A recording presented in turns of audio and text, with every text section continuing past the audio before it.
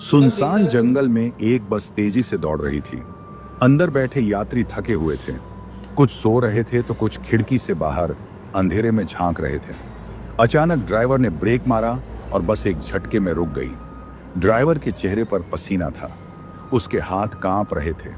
Conductor ने घबरा कर पूछा, क्या हुआ?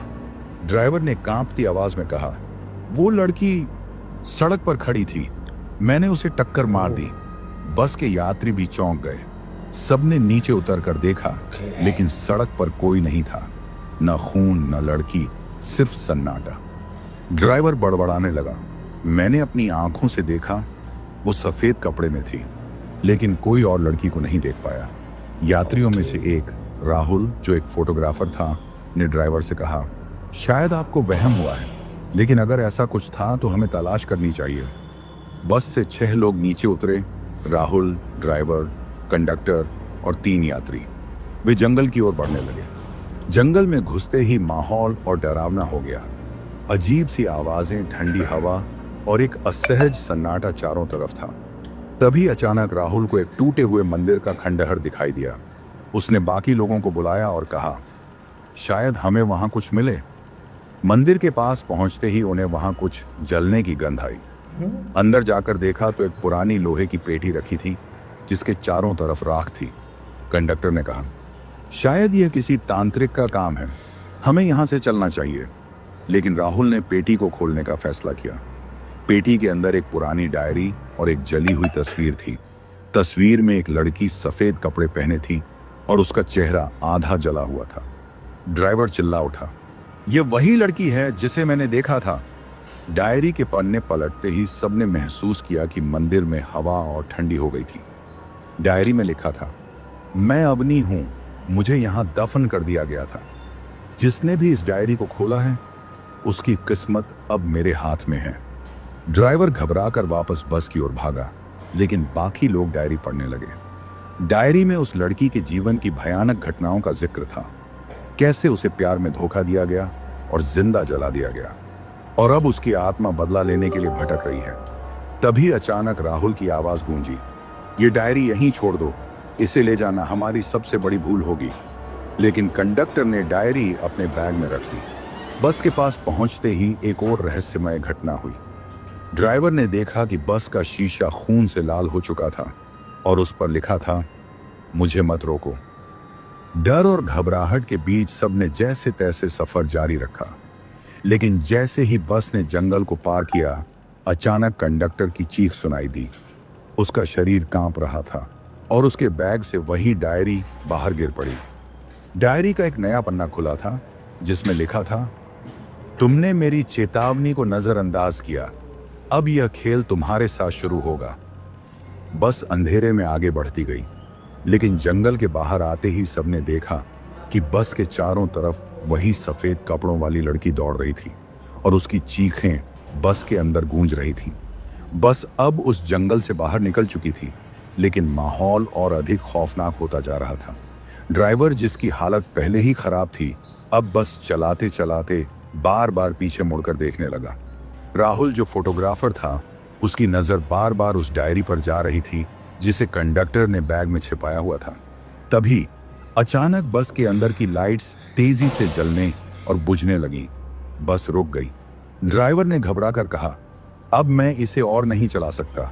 वह लड़की हमारे साथ है, उसने हमें छोड़ने का फैसला नहीं किया। यात्रियों ने ड्राइवर को शांत करने की कोशिश की, लेकिन तभी एक महिला यात्री ने धीरे से कहा, क्या आप लोगों ने देखा? बस की खिड़की से अभी अभी वह लड़की झांक रही थी। सबका ध्यान तुरंत खिड़की की ओर गया, लेकिन वहां कुछ नहीं था। राहुल ने कहा, यह सब भ्रम हो सकता है, शायद उस डायरी की वजह से हमारा दिमाग कुछ ज्यादा सोच रहा है, हमें शांत रहना होगा। लेकिन उसकी बात खत्म भी नहीं हुई थी कि बस की छत से जोरदार खटखटाने की आवाजें आने लगी। ड्राइवर कांपती आवाज में बोला, वह ऊपर है, वही है। राहुल और 2 अन्य यात्रियों ने साहस जुटाया और छत पर चढ़ने का फैसला किया, लेकिन जैसे ही उन्होंने बस का ऊपरी हिस्सा खोला, वहां कुछ नहीं था। परंतु जैसे ही वे नीचे उतरे, बस के शीशों पर खून के निशान उभर आए।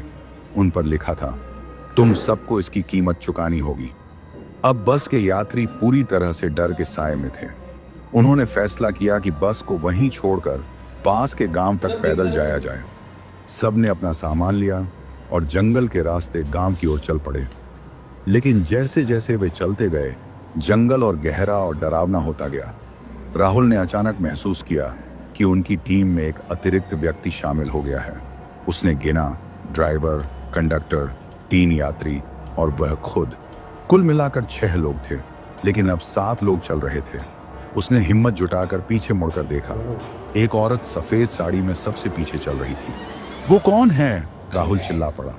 सबने पीछे मुड़कर देखा, लेकिन वहां कोई नहीं था। कंडक्टर डरते हुए बोला, ये वही लड़की है, वह हमारा पीछा कर रही है। कुछ घंटों की यात्रा के बाद उन्हें जंगल के बीच एक पुरानी उजाड़ हवेली दिखाई दी। अंधेरे और थके हुए यात्रियों ने फैसला किया कि वे कुछ देर के लिए वहां रुकेंगे। हवेली के अंदर जाते ही अजीब सी ठंडी हवा चलने लगी। अंदर दीवारों पर पुराने चित्र टंगे थे और हर चित्र में वही सफेद साड़ी पहने लड़की दिख रही थी। राहुल ने एक कोने में एक और लोहे की पेटी देखी। जैसे ही उसने उसे खोलने की कोशिश की, अचानक एक तेज चीख हवेली के हर कोने में गूंजने लगी। सबने महसूस किया कि हवेली की दीवारों से खून रिसने लगा था। तभी ड्राइवर ने चिल्लाकर कहा, वह यहाँ है, वह इस हवेली में है। और अचानक वह फर्श पर गिर पड़ा। उसकी आंखें सफेद हो चुकी थीं और वह बड़बड़ा रहा था, तुम सब बच नहीं पाओगे, उसने मुझे देख लिया है। ड्राइवर को होश में लाने की कोशिश की गई, लेकिन वह अजीब अजीब बातें करने लगा। तभी अचानक हवेली का मुख्य दरवाजा अपने आप बंद हो गया।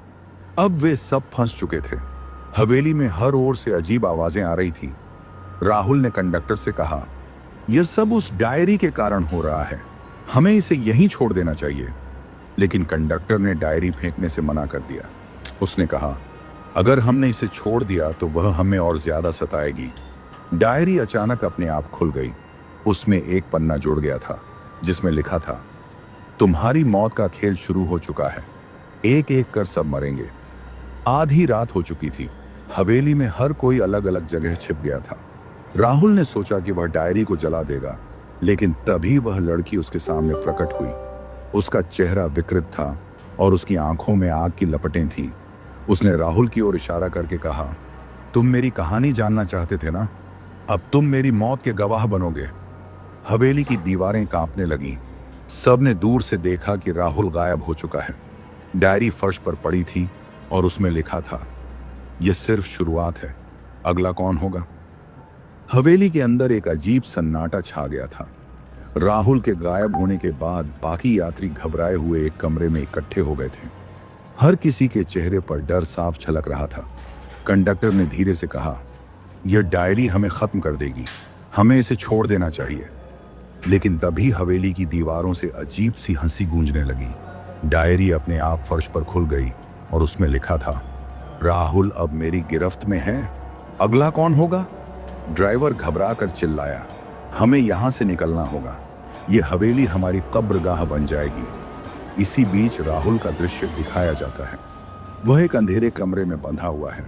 कमरे में केवल एक दिया जल रहा है। उसके सामने वही लड़की खड़ी थी जिसने सफेद साड़ी पहन रखी थी। लड़की ने राहुल से कहा, तुमने मेरी कहानी जानने की कोशिश की, अब तुम जानोगे कि मैंने यह सब क्यों किया, लेकिन क्या तुम इसे सह पाओगे। राहुल ने कांपते हुए पूछा, तुम कौन हो और हमें क्यों मारना चाहती हो। लड़की ने धीरे से कहा, मैं अवनी हूं, यह हवेली मेरी है और तुम सब ने मुझे परेशान किया। अब मैं अपने साथ हुए अन्याय का बदला लूंगी। बाकी लोग हवेली से बाहर निकलने का रास्ता ढूंढने लगे, लेकिन हर बार वे वहीं लौट आते जहां से चले थे। ऐसा लग रहा था जैसे हवेली के दरवाजे और खिड़कियां किसी जाल की तरह उन्हें फंसा रही थीं। तभी अचानक एक यात्री अनुज को एक आवाज सुनाई दी। आवाज किसी बच्चे की थी जो मदद मांग रहा था। उसने आवाज का पीछा किया, लेकिन जैसे ही वह एक कमरे में पहुंचा, दरवाजा अपने आप बंद हो गया। कमरे के अंदर चारों तरफ शीशे लगे थे और हर शीशे में अनुज को अपना प्रतिबिंब दिखाई दे रहा था। लेकिन धीरे धीरे हर शीशे में उसका चेहरा बदलने लगा, जला हुआ, खून से लथपथ। अनुज चिल्लाने लगा, लेकिन उसकी आवाज बाहर किसी ने नहीं सुनी। अनुज की चीखें सुनकर बाकी लोग उस कमरे की ओर भागे। लेकिन जब उन्होंने दरवाजा खोला तो अनुज वहां नहीं था। उसकी जगह केवल उसकी घड़ी पड़ी हुई थी जिस पर खून के निशान थे। डायरी के एक और पन्ने पर लिखा था, दूसरा शिकार हो चुका है, अब कौन बचेगा। ड्राइवर ने घबराकर कहा, हमें इस डायरी को नष्ट कर देना चाहिए, ये आत्मा का केंद्र है। लेकिन जैसे ही उसने डायरी को उठाने की कोशिश की, उसका हाथ जलने लगा। डायरी से निकलते हुए धुएं ने उसके हाथ को झुलसा दिया। राहुल, जो अभी भी बंधा हुआ था, अवनी से उसकी कहानी सुन रहा था। अवनी ने बताया, यह हवेली कभी मेरी थी, मैं यहाँ अपने परिवार के साथ रहती थी, लेकिन मेरे परिवार ने लालच में आकर मुझे मार दिया, मुझे जिंदा जलाया गया, और अब यह हवेली, ये डायरी, सब मेरे दर्द की निशानी है। जो भी यहाँ आएगा वह मेरी पीड़ा को महसूस करेगा। राहुल ने कहा, तुम्हारा गुस्सा सही है, लेकिन इन लोगों का क्या दोष, उन्हें छोड़ दो। अवनी ने ठंडी हंसी के साथ कहा, यह खेल अब रुक नहीं सकता। हवेली के अंदर अब बाकी बचे लोगों को भी अजीब आवाजें सुनाई देने लगीं। एक यात्री सुरभि को लगा कि वह अपनी मृत मां की आवाज सुन रही है। वह उस आवाज के पीछे पीछे एक पुराने तहखाने में चली गई, लेकिन जैसे ही वह नीचे पहुंची, दरवाजा अपने आप बंद हो गया। तहखाने में एक पुरानी कुर्सी थी जिस पर खून के धब्बे थे। कुर्सी के पास एक टूटा हुआ दर्पण था। जैसे ही सुरभि ने दर्पण में देखा, उसे अपने पीछे वही लड़की खड़ी नजर आई। इससे पहले कि वह कुछ कर पाती, एक तेज चीख के साथ सुरभि गायब हो गई। बाकी लोगों ने जब तहखाने का दरवाजा खोला तो वहां केवल सुरभि का दुपट्टा पड़ा था। अब केवल 3 लोग बचे थे, ड्राइवर, कंडक्टर और एक यात्री। डायरी के नए पन्ने पर लिखा था, तीसरा शिकार हो चुका है, अब केवल 2 और बचे हैं। ड्राइवर ने हिम्मत जुटाकर कहा, हमें इस डायरी को खत्म करना होगा। उन्होंने डायरी को जलाने की कोशिश की, लेकिन जैसे ही आग लगाई, हवेली की दीवारें कांपने लगीं। राहुल, जो अब अवनी के सामने बंधा हुआ था, ने चिल्लाकर कहा, तुम्हें यह सब रोकना होगा। यह हवेली केवल बदला नहीं, तुम्हारी आत्मा की शांति के लिए है। अवनी ने ठंडी मुस्कान के साथ कहा, यह कहानी अभी खत्म नहीं हुई है, यह खेल अब भी जारी रहेगा। हवेली के अंदर तेज हवाएं चलने लगीं और सबके सामने अचानक से अवनी प्रकट हो गई। उसने कहा, तुम सब मेरे पिंजरे में हो और यहां से कोई नहीं बचेगा। हवेली की दीवारों पर खून के धब्बे और तेज आवाजें गूंज रही थीं। बचने की कोशिश कर रहे 3 लोग अब हवेली के मुख्य हॉल में थे, लेकिन जैसे ही उन्होंने दरवाजा खोलने की कोशिश की, वह एक जोरदार आवाज के साथ बंद हो गया। ड्राइवर ने घबराते हुए कहा, यह हमें मार डालेगी, हमें यहां से निकलने का कोई और रास्ता ढूंढना होगा। कंडक्टर ने धीमी आवाज में कहा, हम भाग नहीं सकते, यह आत्मा हर जगह है, हमें डायरी का सच समझना होगा। तभी अचानक हवेली की दीवारों से एक भयानक चेहरा उभरने लगा। वह अवनी का था। उसकी गूंजती हुई आवाज सुनाई दी, तुम यहां से तभी जाओगे जब मेरी शांति पूरी होगी, लेकिन शांति तुम्हें बहुत महंगी पड़ेगी। तीनों लोग अब उस डायरी को पढ़ने का फैसला करते हैं जिसमें छिपे रहस्य ने उन्हें इस स्थिति में फंसा दिया है। डायरी का नया पन्ना अपने आप खुलता है। उसमें लिखा होता है, जो भी इस हवेली में आता है वह मेरे पिंजरे में फंस जाता है, मेरी आत्मा का श्राप उसे कभी चैन से जीने नहीं देगा। ड्राइवर ने डरते हुए कहा, लेकिन यह सब कब रुकेगा। तभी अचानक हवेली की दीवारें कांपने लगीं, फर्श से दरारें उभरने लगीं और उनमें से काले धुएं का गुबार उठने लगा। उन दरारों से एक छायादार आकृति निकली जो अवनी का अतीत दिखाने लगी। अवनी की आत्मा ने तीनों को अपने अतीत में खींच लिया। अब वे हवेली के उसी समय में पहुंच गए जब यह हवेली चमचमाती थी। हवेली में अवनी को उसके माता पिता के साथ खुशी खुशी रहते हुए दिखाया गया, लेकिन फिर एक दिन हवेली पर अवनी के चाचा का कब्जा हो गया। उन्होंने संपत्ति हथियाने के लिए अवनी के माता पिता को मार डाला और अवनी को जिंदा जलाने की योजना बनाई। तीनों लोग इस भयानक दृश्य को देखकर सहम गए। अवनी की चीखें गूंजने लगीं, उन्होंने मुझे मारा, उन्होंने मुझे अकेला छोड़ दिया और अब मैं सबको महसूस करवाती हूं कि दर्द क्या होता है। जब वे फ्लैशबैक से बाहर आए तो देखा कि हवेली के हर कमरे में अजीब हरकतें हो रही थीं। दीवारों से खून बह रहा था और चारों ओर अजीब परछाइयां घूम रही थीं। यात्री, जो अब तक चुप था, डरते हुए बोला, हमें यह डायरी उसके समाधि स्थल पर रखनी होगी। तभी ये सब रुकेगा। लेकिन कंडक्टर ने कहा, समाधि स्थल कहाँ है? ये आत्मा हमें बताएगी नहीं। तभी एक दरवाजा अपने आप खुल गया और अंदर से आवाज आई, आओ, मैं तुम्हें रास्ता दिखाऊंगी। तीनों लोग उस दरवाजे से अंदर गए। वहां एक गुप्त सीढ़ी थी जो जमीन के नीचे तहखाने तक जाती थी। नीचे एक बड़ा कमरा था जिसमें बीचों बीच एक समाधि बनी थी। समाधि पर लिखा था, यहाँ वह सो रही है जिसे कभी शांति नहीं मिली। ड्राइवर ने कहा, यही वह जगह है, हमें यहाँ डायरी रखनी होगी। लेकिन जैसे ही उन्होंने डायरी को समाधि के पास रखा, तेज हवाएं चलने लगी। अवनी की आत्मा प्रकट हुई और चिल्लाई, तुम मुझे रोकने की कोशिश कर रहे हो, अब तुम बच नहीं सकते। अवनी की आत्मा ने तीनों को अलग अलग कमरों में बांट दिया। अब वे एक दूसरे से पूरी तरह कट चुके थे। ड्राइवर एक कमरे में पहुंचा जहां दीवारों पर आग जल रही थी। वहां उसे अवनी के चाचा की आत्मा दिखाई दी। उसने कहा, तुम यहां से तभी बचोगे जब तुम सच्चाई को स्वीकार करोगे। कंडक्टर एक और कमरे में था जहां उसने अपने बचपन की भयानक यादों को देखा। उसे एहसास हुआ कि उसने भी अपने जीवन में गलतियां की थी। यात्री एक अजीब दर्पण वाले कमरे में फंसा था जहां उसे अपने डरावने अतीत का सामना करना पड़ा। राहुल, जो अब तक अवनी की कैद में था, ने डायरी को नष्ट करने का फैसला किया। उसने डायरी को आग में डाल दिया। जैसे ही डायरी जलने लगी, हवेली कांपने लगी। अवनी की आत्मा ने चिल्लाकर कहा, तुमने मेरी आखिरी निशानी जला दी, अब तुम सब मरोगे। लेकिन डायरी के जलने के साथ ही अवनी की आत्मा कमजोर होने लगी।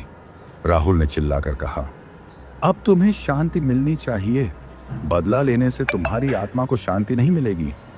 हवेली धीरे धीरे गिरने लगी। तीनों बचे लोग और राहुल किसी तरह बाहर निकले। लेकिन जैसे ही वे बाहर आए, उन्हें दूर से अवनी की आत्मा दिखाई दी। वह मुस्कुरा रही थी, लेकिन कहानी यहीं खत्म नहीं होती। जैसे ही वे गांव पहुंचे, उन्होंने देखा कि उनके शरीर पर अजीब निशान उभरने लगे थे। एक स्थानीय पुजारी ने उन्हें बताया, तुमने डायरी को नष्ट करके आत्मा को शांति नहीं दी, बल्कि तुमने उसे मुक्त कर दिया है। अब वह तुम्हारे साथ हर जगह जाएगी। राहुल और बाकी यात्री गांव में एक मंदिर के पास खड़े थे। उनके चेहरे पर चिंता और डर साफ झलक रहा था। तभी पुजारी ने गहरी आवाज में कहा, तुमने जो किया है वह आत्मा को शांत नहीं करेगा। तुमने उसे और भड़का दिया है। अब वह केवल तुम्हारा अंत चाहती है। ड्राइवर ने घबराते हुए पूछा, तो अब क्या किया जाए? हमें इस श्राप से कैसे छुटकारा मिलेगा?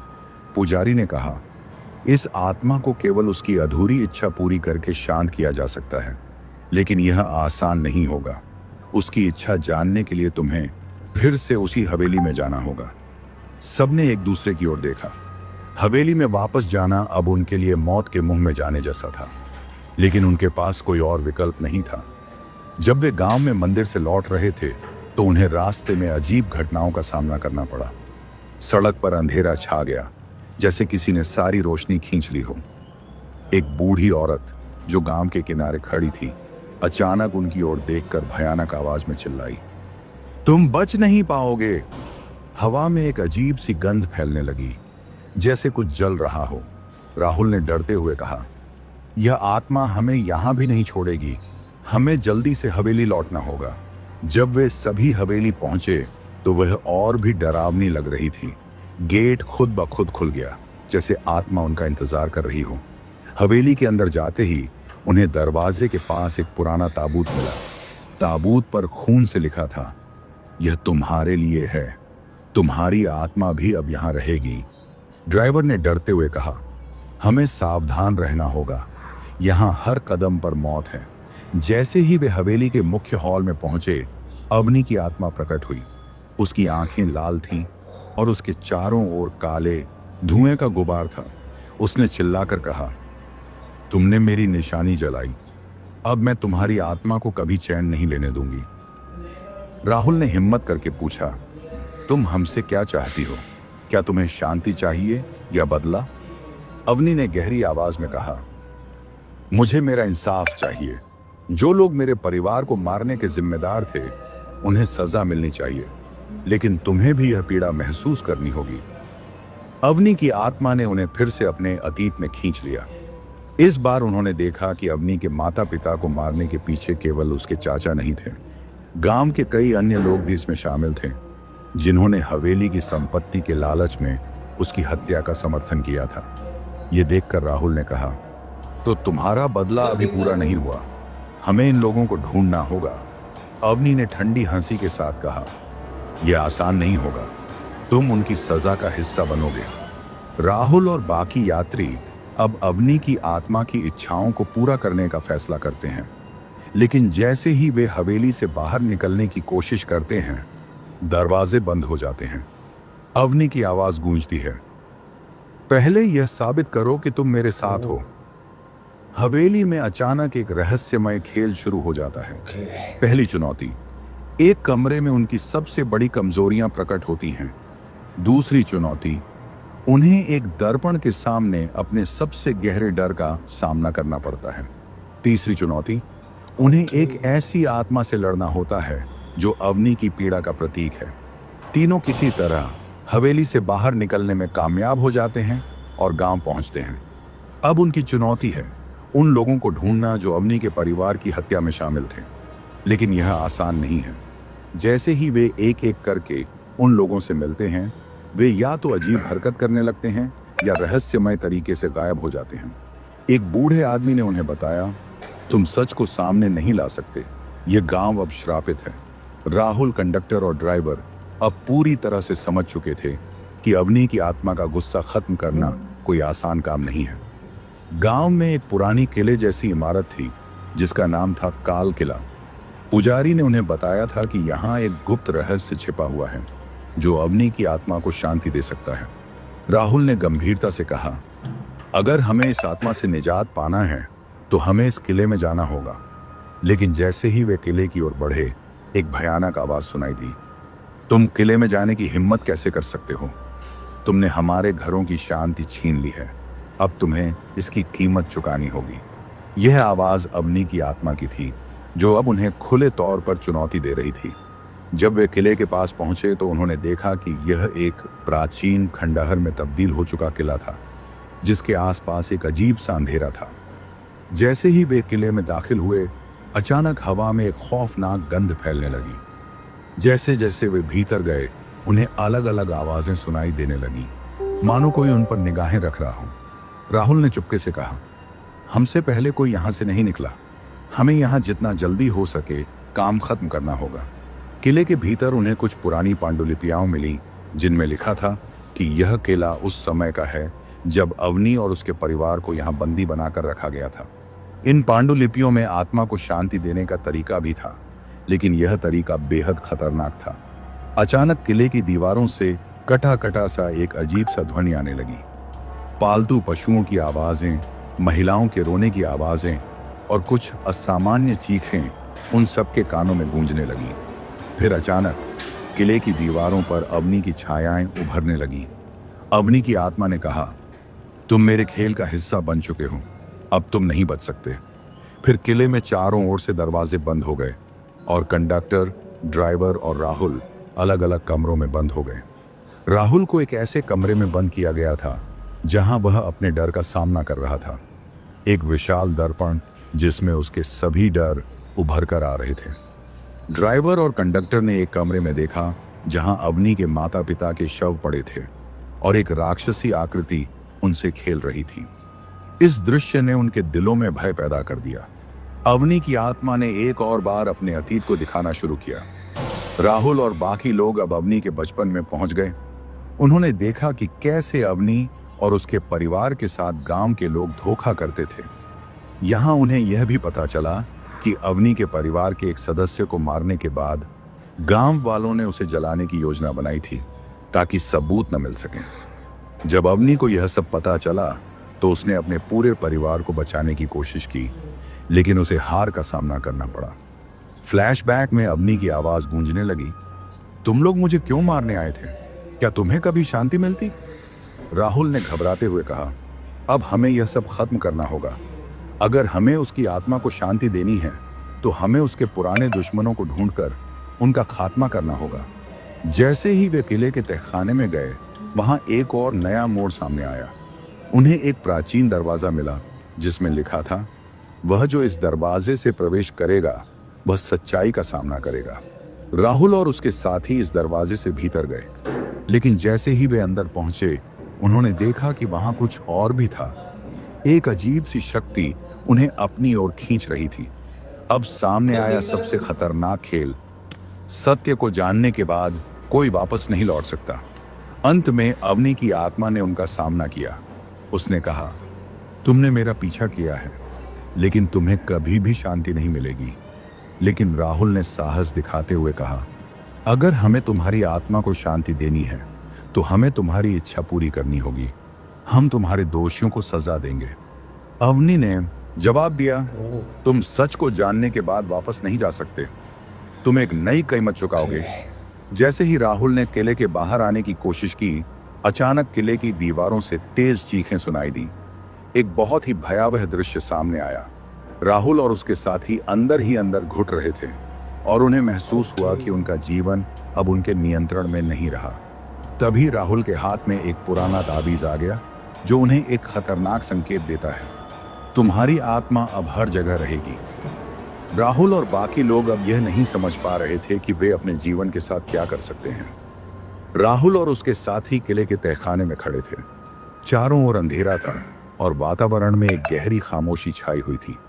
अवनी की आत्मा की आवाज गूंज रही थी, तुमने मेरी प्यास बुझाने की कोशिश की, लेकिन तुम नहीं जानते कि मेरी सजा क्या है। अब तुम मेरी तरह जीते हुए मरोगे।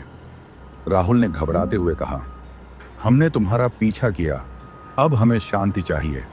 हम तुम्हारे दोषियों को सजा देंगे, लेकिन हमें इसका रास्ता चाहिए।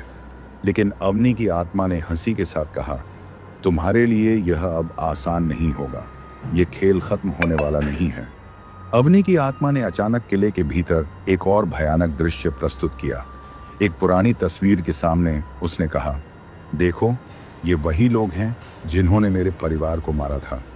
तस्वीर में वो लोग थे जिनका नाम राहुल और बाकी यात्रियों ने सुना था, लेकिन उन लोगों में से कई अब इस दुनिया में नहीं थे। राहुल ने चौंकते हुए कहा, यह कैसे हो सकता है? वे लोग तो मर चुके हैं। अवनी की आत्मा ने कहा, वे जीवित हैं, लेकिन तुम नहीं जानते कि ये सब उनके क्या राज हैं। जो अब तक तुम्हारे लिए छिपा था वह तुम्हें अब जानना होगा। राहुल और उसके साथी समझ नहीं पाए और तभी उन्हें महसूस हुआ कि किले के भीतर कुछ और भी खतरनाक घटित हो रहा था। किले में एक और दरवाजा खुलता है जो अब तक बंद था। जैसे ही वे उस दरवाजे से अंदर गए, उन्हें एक गहरी गुफा दिखाई देती है जिसमें अजीब सी आवाजें गूंज रही थीं। गुफा के भीतर कुछ अदृश्य शक्तियां थीं जो राहुल और उसके साथियों को अपने जाल में फंसा रही थीं। राहुल ने कहा, हमें इस गुफा से बाहर निकलना होगा। लेकिन जैसे ही उन्होंने गुफा से बाहर निकलने की कोशिश की, दरवाजे अपने आप बंद हो गए और एक तेज धमाका हुआ। अब वे सब एक दूसरे से अलग अलग कमरों में थे। अब अवनी की आत्मा पूरी तरह से सक्रिय हो चुकी थी। उसने राहुल और बाकी सभी को भयानक तरीके से डराना शुरू किया। राहुल को एक ऐसे कमरे में बंद कर दिया गया था जहां उसे अपने सबसे बड़े डर का सामना करना पड़ा। उसकी आंखों के सामने एक विशाल कंकाल खड़ा था जो उसे अपने पास खींच रहा था। ड्राइवर और कंडक्टर को भी अपने अपने भय का सामना करना पड़ा। कंडक्टर को लगा जैसे उसे अंधेरे में खो दिया गया हो, और ड्राइवर को वो घड़ी याद आ गई जब उसने किसी को रौंद दिया था। राहुल ने संघर्ष करते हुए कहा, हम तुम्हारे खेल का हिस्सा नहीं बनेंगे। हमें तुम्हारी शांति चाहिए, हमें ये खत्म करना होगा। अवनी की आत्मा की आवाज गूंजी, क्या तुम सच में चाहते हो कि तुम्हारी शांति मिले? तुम्हें मेरी शांति के बदले अपना बलिदान देना होगा। अवनी की आत्मा ने फिर से अपना अतीत दिखाना शुरू किया। उसने दिखाया कि कैसे उसके माता पिता की हत्या के बाद उसे अकेले छोड़ दिया गया था। गांव के लोग अब तक एक राज को छिपाए हुए थे। अवनी की आत्मा का असली लक्ष्य केवल बदला नहीं था, बल्कि उन लोगों का खात्मा करना था जिन्होंने उसे अकेला छोड़ा। अवनी की आत्मा ने कहा, तुम नहीं समझ सकते, तुम नहीं जानते कि मैं क्या सहन कर चुकी हूं। राहुल ने कहा, तुम नहीं चाहती कि कोई तुम्हारे साथ ऐसा हो, और न ही हम ऐसा चाहेंगे। हम तुम्हारी आत्मा को शांति देंगे, लेकिन इसके लिए हमें तुम्हारी इच्छाओं को पूरा करना होगा। अवनी की आत्मा ने एक और डरावनी चुनौती पेश की। उसने कहा, तुम्हें अब एक बलिदान देना होगा। किसी को अपनी जान की कीमत पर मेरे गुस्से को शांत करना होगा। राहुल और उसके साथी बहुत देर तक इस बारे में सोचते हैं। अंत में कंडक्टर ने अपनी जान की कीमत पर यह संकल्प लिया, क्योंकि वह जानता था कि केवल एक बलिदान ही अवनी की आत्मा को शांति दे सकता था। कंडक्टर ने अपनी आखिरी बात कही, मुझे यकीन है कि इससे तुम्हें शांति मिलेगी। उसके बलिदान के बाद अवनी की आत्मा धीरे धीरे शांत हो गई। उसकी आंखों में एक गहरी राहत का आभास था, जैसे उसने अंततः अपनी मुक्ति प्राप्त कर ली हो। लेकिन जैसे ही कंडक्टर का बलिदान हुआ, किले के भीतर अचानक सब कुछ शांत हो गया। सभी दरवाजे खुल गए और राहुल और बाकी यात्री किले से बाहर निकलने में सफल हो गए। तो दोस्तों, आज की डरावनी कहानी यहीं पर खत्म होती है। अगर आपको यह कहानी पसंद आई हो तो नीचे कमेंट में जरूर बताएं।